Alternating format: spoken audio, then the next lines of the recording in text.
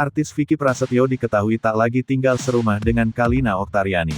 Malah Kalina Oktarani menyebutkan ia telah bercerai dengan Vicky Prasetyo. Sementara Vicky Prasetyo sepertinya cuek tentang hubungannya dengan Kalina Oktarani. Meski mengaku sempat kehilangan, Vicky Prasetyo belak-belakan mengaku akan mencari jodoh lagi.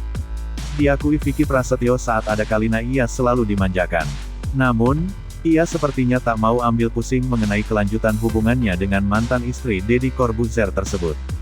Meski diakuinya saat ini seperti anak yang hilang usai ditinggal Kalina, Vicky rupanya tak ingin menghabiskan waktunya bermuram durja.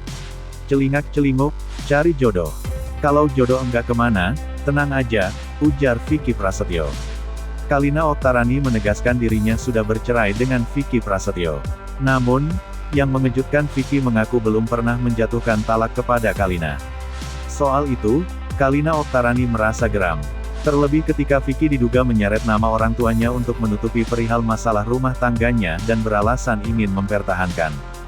Bahkan dikatakan Kalina, dirinya telah menerima talak dari pria yang kerap disapa gladiator itu sejak November tahun 2021.